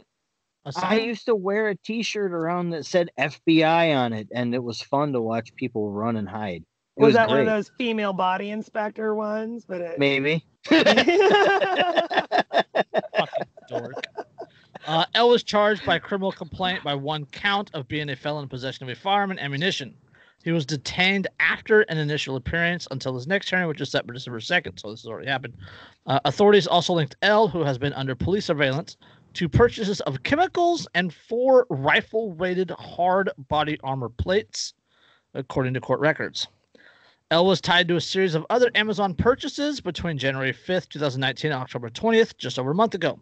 They included a pinhole security camera, spy cameras, a Velcro police patch, and beanies with logos from Home Depot, Amtrak, and AT&T. It makes me crazy that they do this with Amazon purchases. I'm a fucking Amazon addict, okay? Hi, my name is Derica, and I'm addicted to fucking Amazon. But if you went through my fucking purchase history, it doesn't look good. Yeah, it looks like I'm fucking. Yeah. It looks like I'm building catapults to throw drugs over some fucking border wall. I have. Seriously, it doesn't fucking look good. But I'm a homeschooling Are you planning mom. on invading England from Normandy? You be honest with me. I'm like a homeschooling mom, so we have physics lessons to do and shit like that. I fucking measure my own vitamins as powder because I can't take pills. So I have all this drug paraphernalia, scales and shit like that. It doesn't fucking look good. Oh, well, the thing is, I have little baggies for storing pre-measured amounts of my fucking vitamins, and it's powdered vitamin C, zinc, but it looks like I'm fucking selling drugs. Derica White. And I have scales, and and I get some stuff from this guy named Pablo, but I'm not Well, she is right outside of Washington D.C. So I mean, Derica, I know what you mean because I get the same shit, but for an entirely different purpose. Yeah, well, that's for reloading, right? Right. Yeah, that one's an RCBS beam scale. I'm talking about a digital grams. I have one of those around here too. One of those, yeah. That's. I gotta see if I can find it here. I got one of them around here too. My digital scale goes all the way down to grams, also for. Mine is really. Mine goes to grains. All right, mine goes down all the way down to grains. Yeah, but I'm saying so Derica, you have the one that where they find it and they immediately, if you have any drugs, go intent to sell. Yeah. Yes. Just immediately. Yeah. Right. That's All All right, so then the article goes into some BS about sovereign citizen extremist ideology, and they cite the ADL. Federal agents who searched L's homes also found chemicals that they were bought from Amazon or eBay, according to court documents. On their own, the chemicals can be for cleaning, but they can also be combined together to make a bomb. Do you know how easy it is to make a hydrogen peroxide bomb? Do you have any fucking idea how simple that is? I actually do know how easy that is. Yeah. So I'm just pointing out. Yeah, and you don't even need significant amounts of anything to make a pretty potent hydrogen peroxide bomb. Yeah. You just need household cleaning levels. Marathon bomber used a fucking pressure cooker. Exactly. Yes. Like you don't need all this extra stuff. And what this is doing is if he's convicted, this is going to set up this precedent, which actually flies in the face of previous jurisprudence, that magically now simply owning the wrong combination of household cleaners and medical supplies makes you a terrorist. Yes. Well, no, it's not that he owned that stuff. It's that he owned those while committing thought crime. While simultaneously, committing thought crime. Because he doesn't support, Uncle Sam. He owns these things, and that's his problem. Yeah. I mean, that's what it boils down to. Yeah, special agent bomb technicians who identified several chemicals didn't immediately see any explosives or black powder. Authorities said it was difficult to immediately determine whether there was any contraband in the home. It wasn't contraband in the home because it was fucking cleaning products. What the fuck? Quote, the residence is also disorganized and cluttered, making the search difficult and time-consuming, especially considering the added safety precautions that have to be taken where agents are concerned about the possibility of explosives. The moral of the story is be a slob. That is the moral of the story is simply be a slob. Be a slob. And make everybody's lives hell because it's going to be so hard to find anything. Oh, I also have a machine that makes chlorine out of salt. That makes bleach out of salt. You're literally Ted Kaczynski. It's for sanitizing water supplies, for fuck's sake. But DKTK. DKTK. Just put that out there. Yeah. The thing is, it's not like this kind of thing is new. Remember, I mean, the entire idea behind like the HRAP Brown law, which anybody who's watched the Chicago 7 or is familiar with that case knows about. You guys are all staring at me because you have no idea what I'm talking about. So HRAP Brown was the leader of the KKK in the late 1960s, like 1968. He went to, I think, UC Berkeley from like Pennsylvania to go to a rally there, like an anti-war rally. He was, as a leader of the Black Panthers, and he went there and he said two things. He said that the campus was ready to blow up, and he said it was about time to burn the United States to the ground. Neither one of those is literal in any reasonable person's sense at all. Covered under Brandenburg. Yeah, well, see, but remember, Brandenburg v. Ohio is from when? These days we have Winnie the Pooh memes that talk about burning this motherfucker to the ground. I mean, Winnie the Pooh memes. Right, but I mean, he said those things. He was arrested. He ultimately argued, no reasonable person could possibly believe that I literally meant blow up an entire campus and burn an entire country to the ground. You're being absurd. And he got off on that. But then the Chicago 7 got arrested under that law, which only existed because after that, when they tried to pass the Civil Rights Act of 1968, the, what's his name? His name is important. Anyway, a hyper-racist Southern Democrat, and very pro-Vietnam. Don't forget, in the late 60s, the Democrats were very, very pro-Vietnam.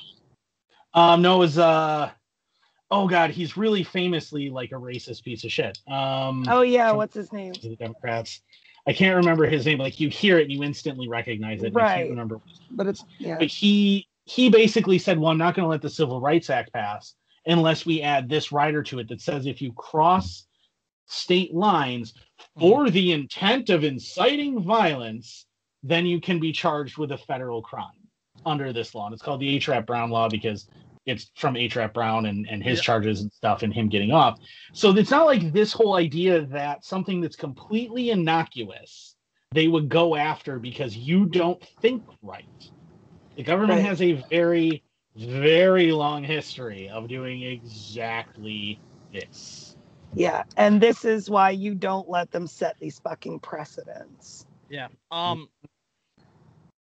Just to piggyback on that, recently, as in like this article is from December 1st, a Texas man who threatened to blow up the Federal Reserve because he wanted to be, quote, edgy, will serve up to 2 years in federal prison. Joel Hayden Schmearzer, 19, pleaded guilty in August, more than a year after he sent the tweet reading, quote, I'm going to mail a bomb to the Federal Reserve, according to the Department of Justice. Oh, Jesus Christ. That was just stupid, man. After he was arrested, officials found a photo of a fake certificate labeling him as, quote, most likely to damage federal property on his cell phone. Schmeisser admitted to sending the tweet and claimed he did it to be, quote, edgy. Does that mean that my stepson's going to go to jail because I made a meme of him that said he was most likely to go to prison for carving butts on the back of Mount Rushmore? The FBI, quote, the FBI and our law enforcement partners take threats of violence very seriously. That is FBI Special Agent in Charge Christopher Combs. He said, quote, while law enforcement is committed to investigating these threats, members of the public play a critical role in helping law enforcement protect our community from violence by reporting online threats. Online threats. Seriously. Like, it's not even words coming out of people's mouths. It's fucking digits on a computer screen. It's like lit pixels. And that's constitutes a fucking threat in this world we live in. Been online recently in the last election season? Oh yeah, I mean the amount of people on both sides just straight up threatening to murder the other side constantly. Murders, rapes. Yeah. I saw a screenshot of one from a blue check mark threatening to kill someone's kids. Yep.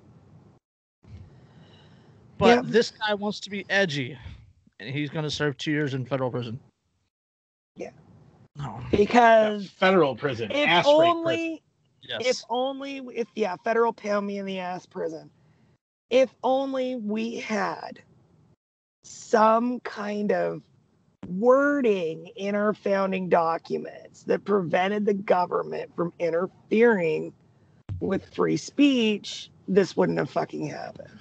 You know, if only we had the foresight back in the late 18th century to start writing something that said 1787. Yeah, said something about how you should have a right to free speech and press and religion and that shouldn't be infringed on or something. I mean, if only we'd come up with something like that, we could really be preventing a lot of these issues. Yeah, some sort of like a rules for radicals, but for government. Like this is the way government can operate, and it has to stay within these boundaries. Right, like a list. Yeah, like a list of parameters that government can't operate outside of. Yeah. I mean, and if I was going to have that one, what I would really want would be something that said that they couldn't interfere with my ability to be armed. Right. In case, they decided not to listen to that one and things and they can't force me to testify against myself, and they can't just invade your home and look through your stuff. That's what I was saying. We should have one about that, about the government not being able to torture people. Yeah. Yeah. Because that never gets results. Right. And I somewhere, I'm been looking up trying to find out who that guy is that you guys were talking about. But somewhere in there, I think they should have something that restricts the power especially of the federal government, to where something about if it's not laid out as something the federal government can do, maybe the states are supposed to take care of it. Yeah, like a document that says this is all you're able to do as a federal government. Everything else, the states or the people themselves get to decide. I feel like something like that maybe should happen. I don't know. Yeah. Or maybe just none of it. Follow it anyway. Yeah. We're just that's the whole point. That's crazy sovereign citizen talk. It's all there. It's all in the founding documents of this country, and still, they're just pieces of paper that these pieces of shit wipe their asses with. All right, let's make Andrew's head explode. Hang on, really... Andrew. Were you talking about Mondale? Yes, Walter Mondale. Okay, yeah. Yep, there's the name. Yeah, that's who I was talking. That's who sponsored the A-Trap Brown law. Of course, A-Trap Brown ultimately, would go on to in 2000 be arrested for the ambush and execution of a pair of sheriff's deputies. But he wasn't guilty of actually saying anything in 1968. That was so. Yeah. All right. But I mean, like, it's almost like something they did to him might have radicalized him. That's crazy talk. Segue. That's like tinfoil hat stuff. Oh, my segue. Okay. Feds militia leader pointed rifle at officers in Kentucky. And were they pointing theirs at him first? And everybody's thinking, oh, those fucking Boogaloo boys, blah, blah, blah, blah, blah. No, this is the NFAC. Right? You guys remember the video? Remember there was the negligent discharge by the NFAC? And then their leader did this video half drunk. The XR or the XR-15 bullpup. They call it a bullpup because this bitch hits hard, right? And he slammed the stock on the table, and the bolt slid forward, and he goes, "It just fired." You guys remember that video, right? Yeah. He was the one that was arrested. Yes. So what you're saying is that the not fucking around crew is found out. Yeah. I fully hold on before this goes further. I fully support what he did. Just Brandenburg. The leader of a pro-gun group that stages armed protests against police violence has been charged with pointing a rifle at federal officers while in Kentucky for a demonstration. John F. Johnson, who calls himself Grandmaster J, is facing a federal charge of assaulting task force officers. A complaint filed in federal court in Louisville said Johnson pointed a rifle, which had a flashlight mounted to it, at officers who were on a roof in downtown Louisville on September 4th. Johnson's group, known as the NFAC, has an all-black membership and often demonstrates against white supremacy and police violence. The incident occurred the day before the Kentucky Derby when several groups of protesters peacefully marched to call for justice in the fatal shooting of Breonna Taylor by Louisville police. The group also had a march on July 4th at Georgia Stone Mountain Park, calling the park's massive Confederate carving to be removed. And I just want to point out, like, it is entirely reasonable in a situation where there are armed men pointing guns at you, to point your gun back at them. I was just going to mention that. Like, and how many times every day do police officers point guns at citizens in this country? And citizens, we can't point them back? Yes. U.S. Attorney Russell Coleman said the FBI is committed to, quote, investigating violent behavior and those who are exploiting legitimate peaceful protests and engaging in violations of federal law. That's literally what they're fucking doing. Hold on. Johnson, 57, was arrested Thursday at his home in Westchester, Ohio.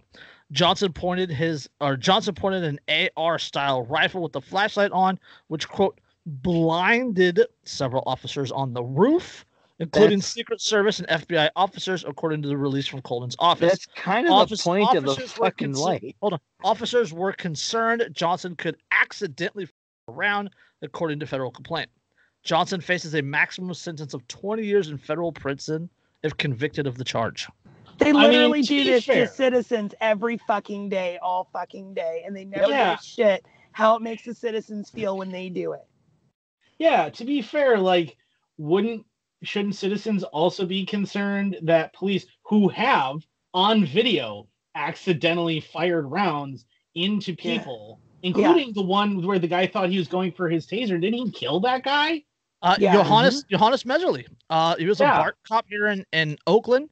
New Year's Day had Oscar Grant on the ground, handcuffed on the ground, said he was going for his taser, pulled out his Glock, put 2 in Oscar Grant's back. Yeah, that wasn't accidental though. That he wasn't fired accidental. 2. He had his taser and his pistol on the same side of his duty belt. Just retarded. Yeah. But on top, I do want to know how you having handled them both. I was going to say, I was just getting ready to say that. I mean, I've had a taser and a Glock in my hand. They feel very different. Yeah. The grip angle is different. The entire size of the grip is different. Everything about it is different. Yeah, but my point is that, like, how often do police officers point guns, and the people should be concerned because they have a history of accidentally shooting people, but one guy does it and shines a flashlight in their eyes, which is so scary. He could have accidentally shot us, lock him up for 20 years. 20 for assault. Yeah. With a flashlight, essentially. With light. Not even any flashlight. Because he didn't hit them with the flashlight. It was just the light. It is assault by photon. Yeah, shine the lights on them, yeah. Yeah, which blinded several officers on the roof, including Secret Service and FBI. Which, dude, what flashlight does he have? Because I want one. Yeah. To be fair, I mean, there have been times I've been pulled over at night, and the cop will come up to my window. They got that giant ass mag light, and they shine. And they blind the shit out of you. Well, there was one time I waited for him to come back after I gave him my shit. I shined my flashlight in his face and said, "How do you fucking like it, you bastard?" But he did nothing wrong. Yeah, I'm sorry. Cops are the biggest fucking snowflakes in this country. They are. And what as we've been saying, what I hate is if somebody is pointing a weapon at you. I don't care if they wear magic costumes with magic shiny pieces of metal on them. I don't give a fuck. If you're pointing a gun at me for no goddamn good reason other than you're standing on a fucking rooftop, you can rest assured that me and my friends are probably pointing them back at you. Yep. Because I am under, at that point, an immediate threat of violence or grave bodily injury. Or death. You're under grave bodily injury. So what you're saying? He was down below. Yeah, he was down below on the That's street. what I'm saying. I don't care. Yeah. I said so they're up there. They had the tactical high ground. So right. Yeah. So what you're saying is the I am standing in the middle of a fucking kill box, and they expect me not to take a defensive position. Lick my sweaty balls, you piece of shit. Yeah, and would they do any different if it were them? Right. No, they wouldn't. Yeah. In fact, I mean, that's, and that's, again, like I was just bringing up with the Chicago 7.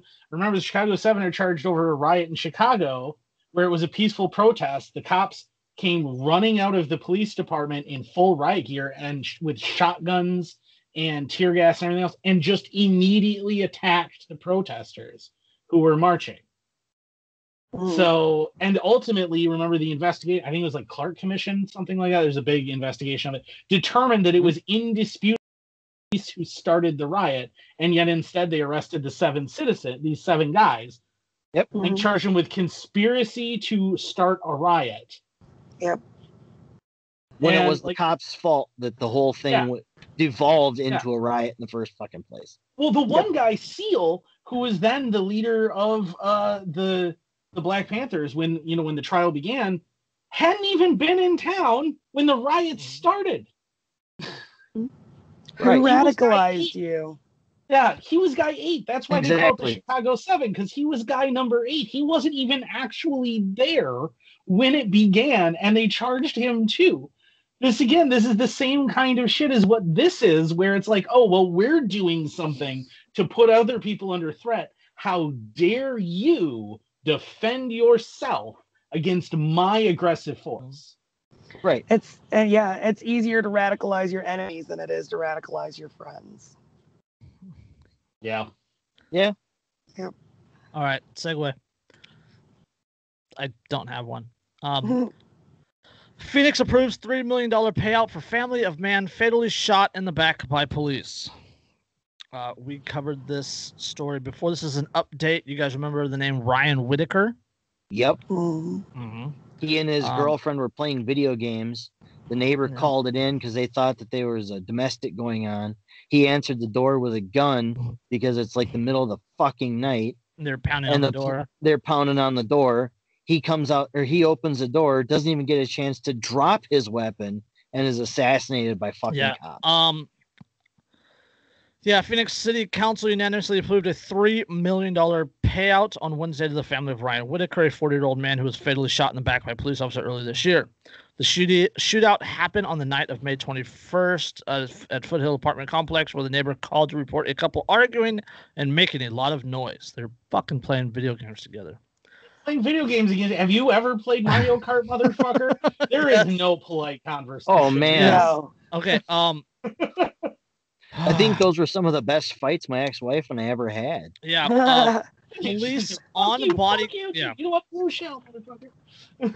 Yeah. Police on body camera footage shows Whitiker seemingly to comply with the police officers, but one of the officers shot about 2 seconds after Whitiker answered the door with a gun. So he's in his home. He's in his domicile. Legally possessing a firearm. Yep. Answers the door. He's wearing nothing but a pair of shorts. Yep. So he answers his door with his legally owned firearm. Mm-hmm. And because there are two fucking agents of the state, there were four cops there. Two cops in front and then two cops off to the side that were kind of behind him. So there were agents of the state outside, and because he answered the door with a weapon, which she is legally able to own for the defense because it was the middle of the home. night and somebody was pounding on his fucking door. Right. Yes. And he's legally able to own this for the defense of the home. He's executed, and we fucked up. Here's $1 million. And I mean, and keep in mind, this brings up that good point that we bring up all the time with police shootings, where people, the cop suckers and thin blue line humpers will say constantly, well, but I mean, you don't know what it's like to be a cop. You have to make these split-second decisions or you could die. Okay, but they're trained to make those split-second decisions. That's literally their job, is to be able to do that. And then you just let it go as, well, I mean, it's hard to make those decisions. And yet an untrained citizen who has no idea what's going on or what they're walking into either is expected and is by and large, based on what he's hearing, under threat. Yep. Mm-hmm. Is expected to analyze the situation in an intelligent, calm, cool, collected manner and react instantaneously with zero training. Right. Yeah. Right.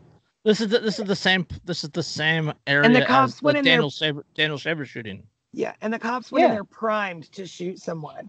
If they shot him 2 seconds after he opened the door, somebody already had that shit unholstered and in the ready fucking position, just waiting to pump a little hot lead into the If I remember right, watching the video, the two cops that were off to the side, they were unholstered, standing there at low ready, waiting for the guy to come out. Yep. And then when he came out, he realized it was cops and tried to drop his weapon and get down on his knees. And on his way to the ground, they fucking plugged him. And since when did they go into domestic argument disturbances like that? Like two people yelling at each other? Yeah. Yeah. They, I've had. Since when is that SOP for a domestic disturbance? Yeah. I have had cops show up to a domestic dispute at my house back when I was with my ex-wife, who loved to hit me and try to shoot me in the face occasionally. They showed up. You know what they did is they knocked on the door and said, "Police department." How much of this could have been saved by them simply going knock, knock, gently, normally, knocking, a polite knock, and going and identifying, and just going, "Hey, police department, you got a call." And then he would have just opened the door. They could have had a conversation. Oh no, we're playing video games where nobody's getting hit at all in real life. It's entirely in the video game. Sorry to disturb you. Okay, bye, and then done.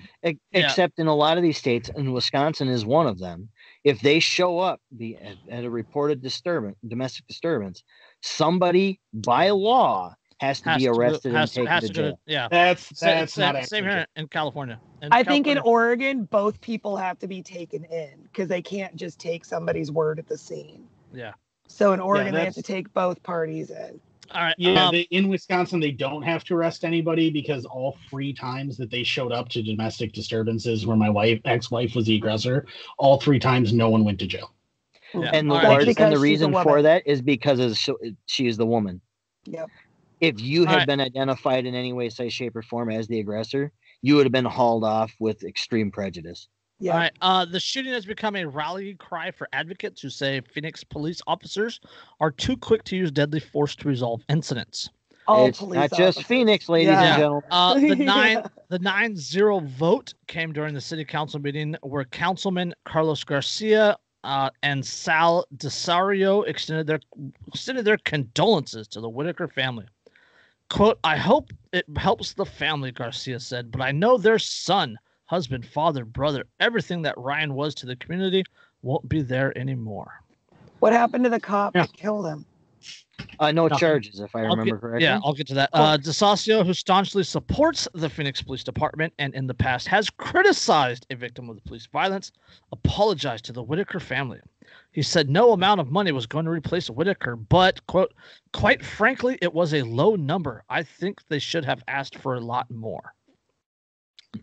It was that blatant that somebody who's normally a cop sucker even had to say, "We really should. You really should." And there still were no fucking charges for the cop. I mean, how much more blatant and clear cut can you get on police negligence? That when a cop sucker goes, that was not okay. Yeah, Matthew Cunningham, an attorney who represents the Whitiker family, in a statement thanked the city council and the mayor. He also criticized the police department for still employing Cook, who was the officer that shot Whitiker. Quote, "The vast majority of police officers serving in the city of Phoenix, I am sure, are top-level professionals. Officer Cook's conduct in killing Ryan is not representative of the profession who works with the Phoenix Police Department." Quote, "It begs the question why Chief Williams had not terminated the officer Cook. He cost the city of Phoenix $3 million and took from this family a loved and deeply treasured father, husband, son, brother, uncle, grandson, and friend of so many people." And again, this highlights that the people who are authorized to kill you at will are unelected and basically will face no consequences for it. Yep. And even if they were to try to hold this individual responsible, I guarantee you, because he's got that fucking badge, he'll get QI. Well, that's what it is. It's the Maricopa County Attorney's Office has not submitted its decision on whether or not to file charges against Cook. And don't forget, Maricopa County used to be whose jurisdiction? Sheriff Joe Arpaio. Yeah. So the shooting was all the way back in May 21st. And they still don't know if they want to press charges against this cop. Yes. Even though all the video evidence points to, hey, this guy just committed fucking murder. They voted on a 9. They voted 9 but to a guy 0 who pointed on a $3 million bailout. But a guy who pointed a flashlight 20 years. Yeah, 20 years. I mean, that's what I was saying. Imagine if you as a person had just gone up and knocked on somebody's door because you thought there was a domestic disturbance going on. Like, hey, everybody all right there? Because you're pounding on it in the middle of the night. They open the door, hold a gun, and you just go bam, bam, and shoot them in the back. You kill them. Can you? Yeah, as they go, oh shit, and then you shoot them in the back, and then can you imagine sitting there for that long with them not even sure if they're going to prosecute you for that? Yeah. No. And especially once the city has already said, look, this is egregious. Even our biggest, most cop sucker fucking members are going, this is bad. So they unanimously vote to pay the victim's family $3 million. And at the same time, unanimously, you can't get politicians to do anything on a unanimous basis. No. But yet this was egregious enough that they're like, I don't care what party you're from.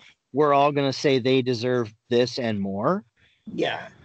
And they can't decide if they're going to charge the fucking cop.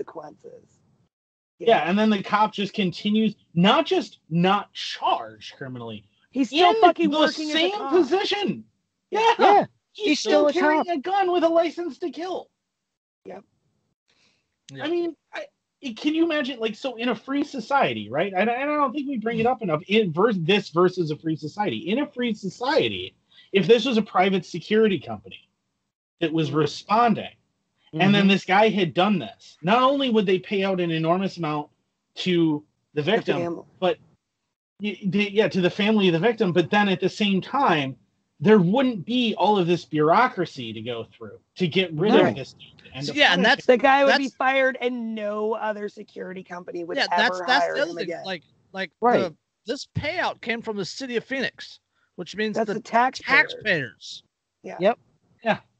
When it should, in reality, come from. So literally, Ryan's girlfriend, through her taxes, is paying for Ryan's death at the hand of a police officer. Yeah. Right. Oh yeah. You better believe if I ever won a judgment like that, I'm immediately moving out of that jurisdiction so that none of my tax money will go to pay for that at all. Like, no, you're just paying me at this point. But the thing is, and what really sucks about it would be one thing if if it was somebody who had been elected who did this and caused this payout, and then all of the people who voted for that person then had to pay on it. Right? You picked this guy. This is on you. You pay for it. But that's not the way it works. Even no one gets to decide. You don't get to elect the local cops. That isn't something that you get to do. Nope. So this guy has a license to kill. He killed someone in cold blood, more or less, because I mean, I don't think it was necessarily premeditated. I mean, a little bit you could argue. But he kills this guy because he's so panicky and cowardly and such a tiny dick piece of shit. The mere presence of a firearm. Yeah, immediately scared him so much that he pulled the trigger. And the people of Phoenix don't get the choice. They don't get any say here. They don't get any option. They don't get to vote to fire him. They don't get to say, we're going to hold a recall to get rid of you and put somebody up. They don't get any kind of recourse at all, and he is now costing them $3 million in addition to costing some of the people of Phoenix their husband, their son, their husband, their father. I mean, their father, their coworker, their best friend. He costs so many people in Phoenix so much, and they get no say at all about whether or not they have to pay for him. Yep. All right. On that note, over a fucking video game.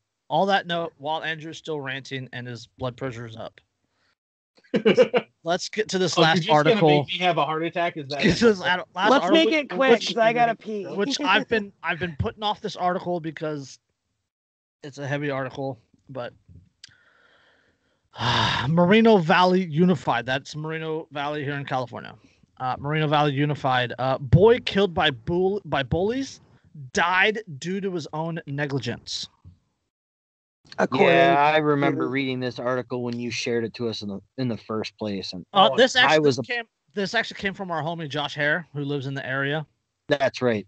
Yeah. And I remember reading this and going, it's a good thing that Brandenburg is in place because we just do it for smoke and mirrors. All right. The bullying and death of a Moreno Valley middle school student was his own fault and that of his family, according to the school district lawyers.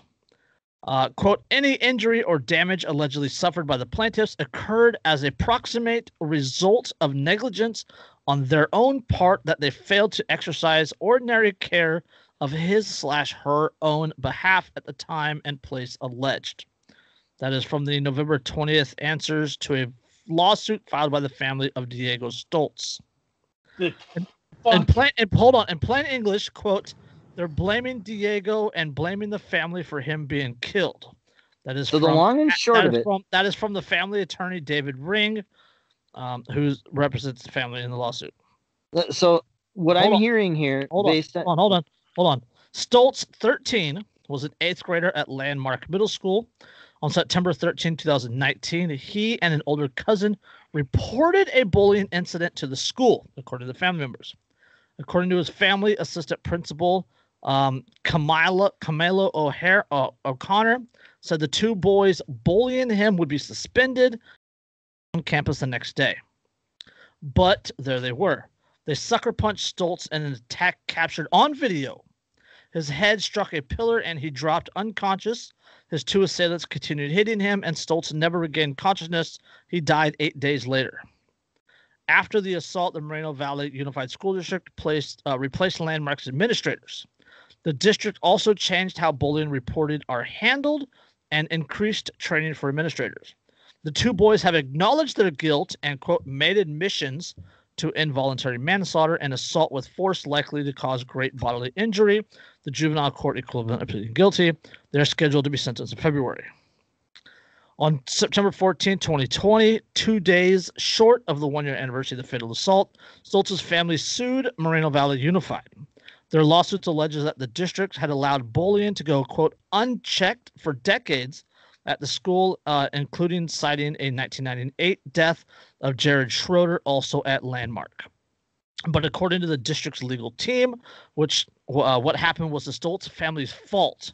His family's fault and the fault of the two boys who assaulted him. Moreno Valley Unified not theirs, for sure. Exercised reasonable diligence, according to its response to the lawsuit. Stoltz's family, quote, failed to take proper care and or reduce or mitigate any damages caused by how the district handled the bullying. Lawyers from the Los Angeles law firm of Lewis, blah, blah, blah, blah, argued. So what I'm getting from this is the school district is obviously victim blaming, saying that it's the kid's fault because what? He didn't stand up for himself, as opposed to he did what the school would tell him to do, and he reported it to the so-called powers that be at the school. And then the school failed to take proper steps to ensure that the asshole kids didn't return to the campus.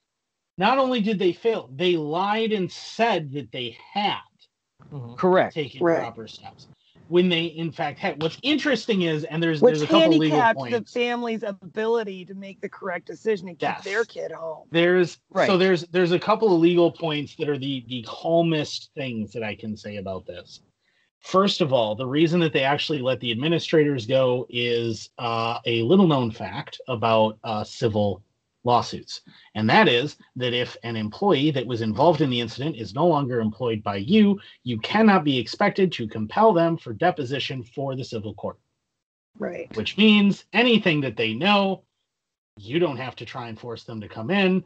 The petitioner would have to be the one to track them down and convince them to come in willingly on behalf of the petitioner. Therefore, they got out of any of the administrators who were involved in this who failed to act having to testify in court. So that's sleazy and underhanded and really shitty, but it's a pretty par for the course for things like this.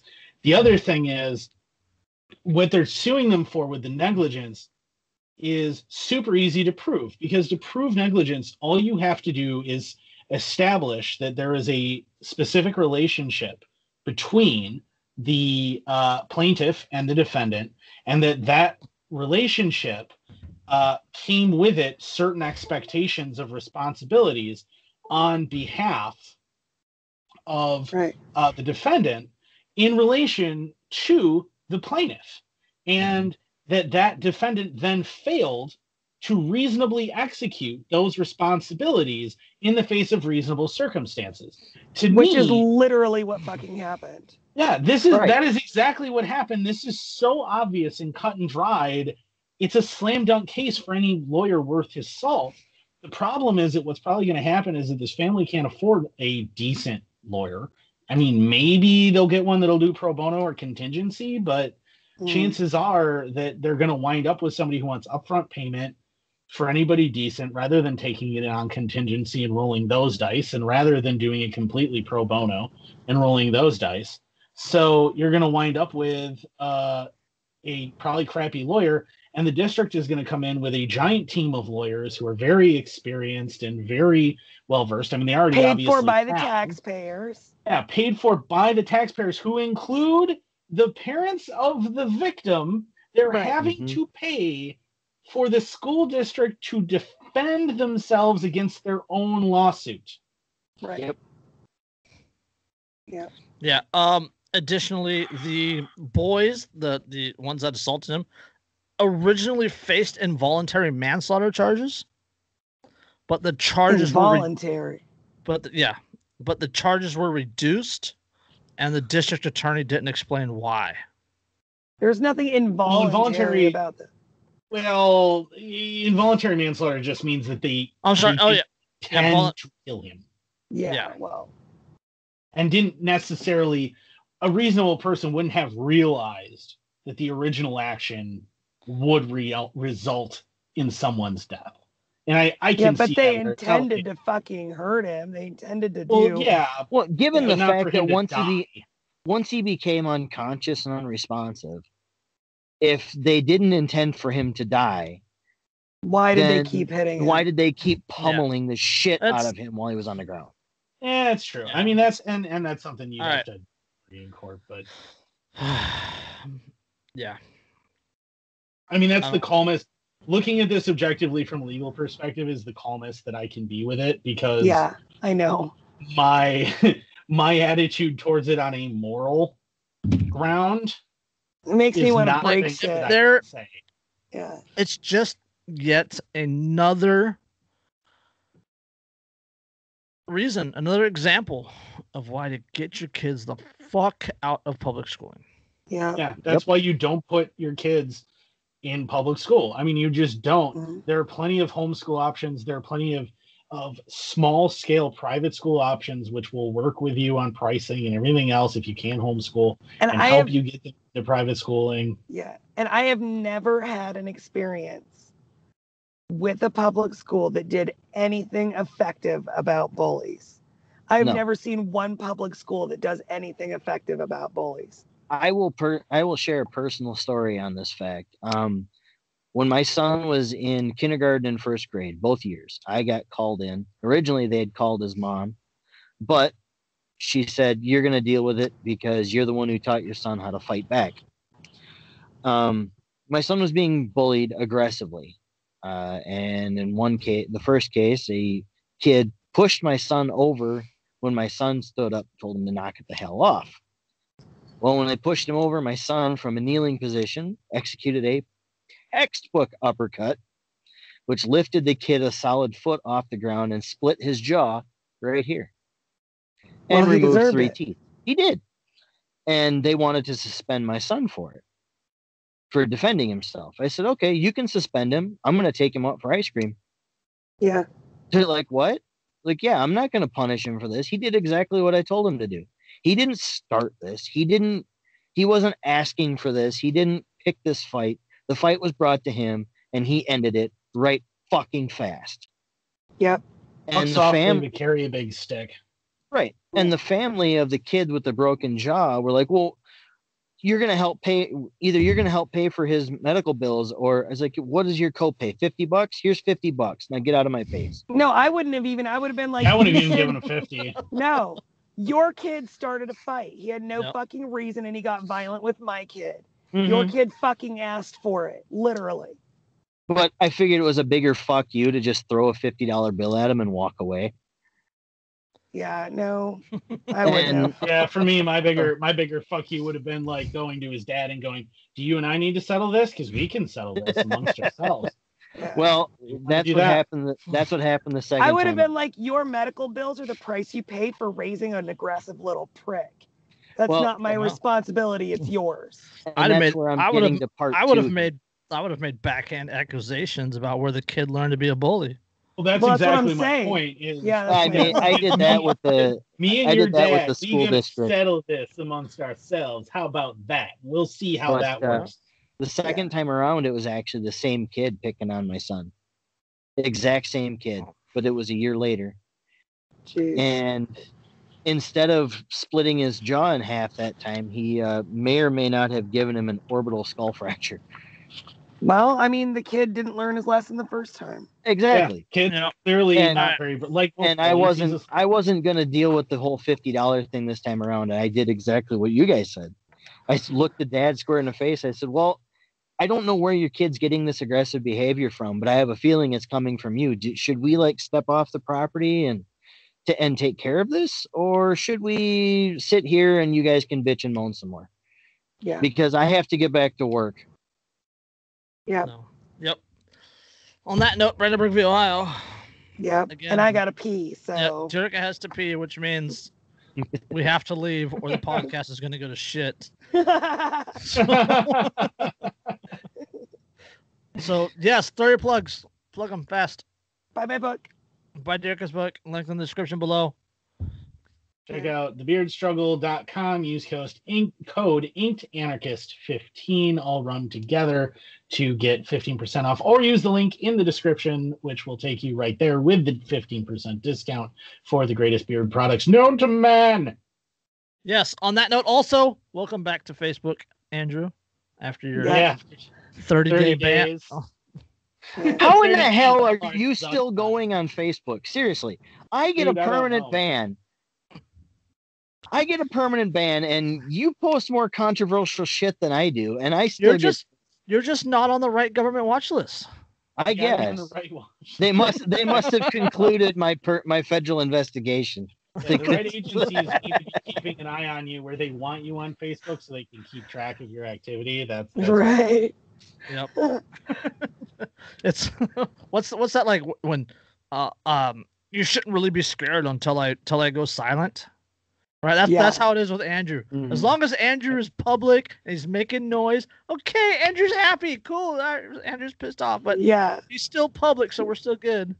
Yeah. The moment I disappear, Facebook is like the little distracting, noisy toy they're handing to the baby, so he stays quietly in the corner.